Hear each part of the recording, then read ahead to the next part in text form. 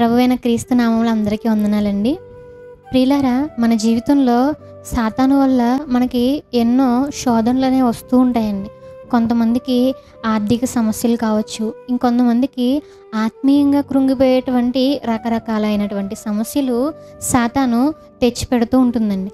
అయితే ప్రియులారా, అనేక మంది అలా వచ్చేటువంటి శోధనల్లో నిలబడలేకపోతున్నారు.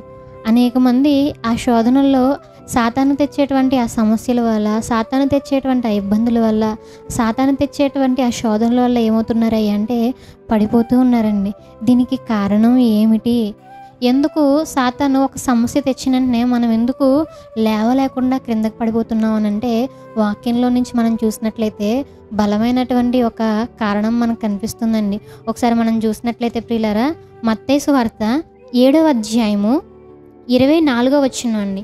కాబట్టి ఈ నా మాటలు విని వాటి చొప్పున చేయు ప్రతివాడును బండ మీద తన ఇల్లు కట్టుకొనిన బుద్ధిమంతుని పోలి ఉండెను. వాన కురిసెను, వరదలు వచ్చెను, గాలి విసిరి ఆ ఇంటి మీద కొట్టెను, కానీ దాని పునాది బండ మీద వేయబడను గనుక అది పడలేదు. మరియు ఈ నా మాటలు విని వాటి చొప్పున చేయని ప్రతివాడు ఇసుక మీద తన ఇల్లు కట్టుకొనిన బుద్ధిహీనుని పోలి ఉండెను.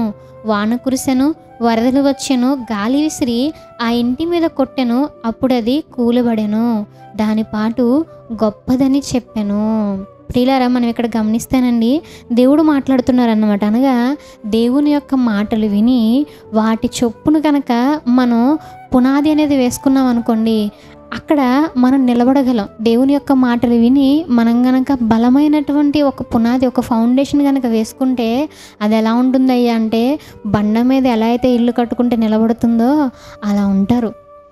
అటువంటి సమయంలో గాలి కానీ, వాన కానీ, ఎటువంటి వచ్చినా కానీ పడకుండా ఆ యొక్క హౌస్ అనేది చాలా స్ట్రాంగ్గా ఉంటుందండి. అనగా ఎన్నో రకాలైనటువంటి సమస్యలు, ఆర్థిక సమస్యలు కావచ్చు, లేదు అనంటే ఆత్మీయంగా కృంగిపోయేటువంటి ఎన్నో సమస్యలు కావచ్చు. ఒక అబ్బాయి ద్వారా కావచ్చు, ఒక అమ్మాయి ద్వారా కావచ్చు, లేదంటే ఇంట్లో ఉన్నటువంటి పేరెంట్స్ ద్వారా కావచ్చు, లేదు అనంటే ఇంట్లో ఉన్నటువంటి పిల్లల ద్వారా కావచ్చు, లేదంటే సొంత వారి దగ్గర నుంచే కావచ్చు.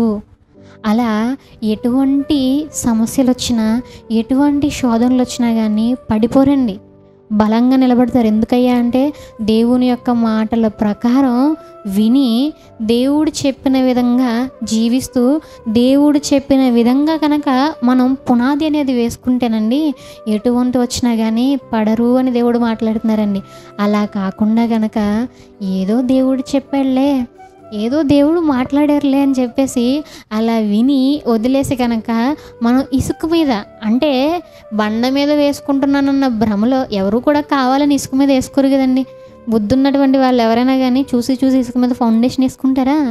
వేసుకోరు. కానీ సాతాను ఒక భ్రమ కలుగజేస్తుంది. అబోధంటండి మనోనేత్రాలకి గుడ్డితనం కలిగజేస్తుందంటండి. అలాగే ఇక్కడ ఉన్నటువంటి ఆ విశ్వాసుల యొక్క కళ్ళకి ఏం చేస్తుందంటే ఇది వీళ్ళందరికీ కూడా, అనగా మనందరికీ కూడా ఏం చేస్తుందంటే, నువ్వు బండ మీద ఫౌండేషన్ వేసుకుంటున్నావు, ఏం కాదు అని చెప్పి ఇసుక మీద పునాది వేసుకునేలా చేస్తుంది. అయితే ప్రియులారా, అప్పుడు మనకు ఎలా కనిపిస్తుంది చెప్పిన?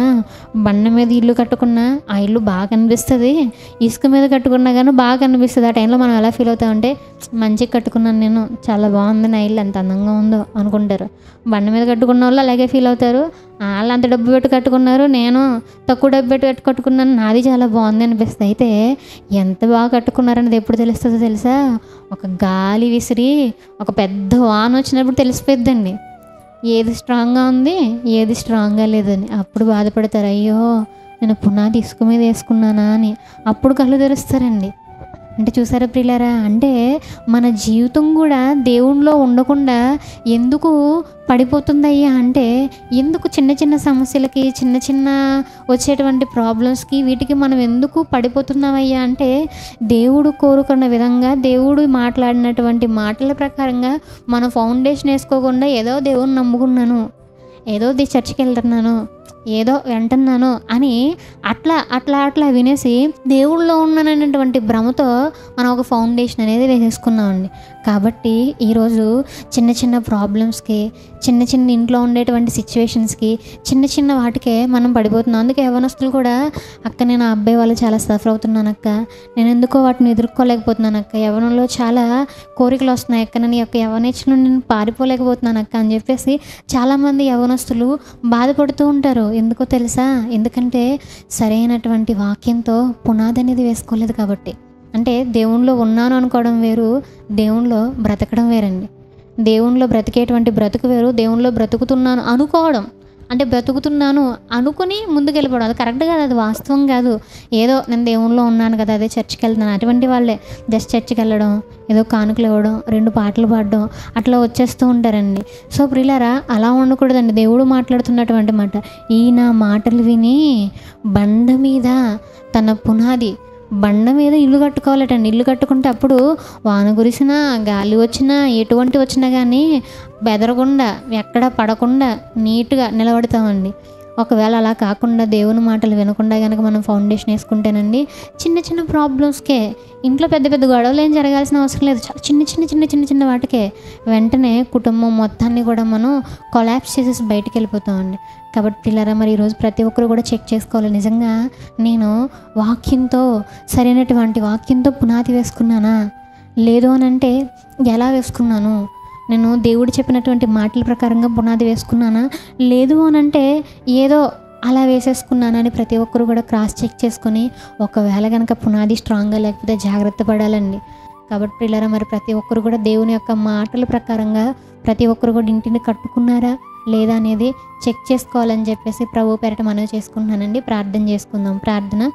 పరలోకమందున్న మా తండ్రి, దయగల దేవ, ప్రేమగల తండ్రి, పరిశుద్ధుడ దేవ, మరి ఈరోజు తండ్రి మరి బలంగా మేము పునాది వేసుకుని ఇంటిని నిర్మించుకోవాలనేటువంటి విషయాన్ని మాకు తెలియజేసినటువంటి విధానాన్ని బట్టి కృతజ్ఞతలయ్యా తండ్రి. మరి సహాయం చేయండి తండ్రి, మీ యొక్క వాక్యానుసారంగా తండ్రి మేము పునాది వేసుకుంటూ ముందుకు వెళ్ళే విధంగా మాకు సహాయం చేయమని కోరుకుంటూ, మీ చిత్తం అయితే రేపటి దినాన్ని మేము కలుసుకునే విధంగా సహాయం చేయమని అడుగుతూ ఈ యొక్క ప్రార్థన క్రీస్తు వారి పేరిట అడిగి వేడుకుంటున్నాం తండ్రి. ఆమెన్.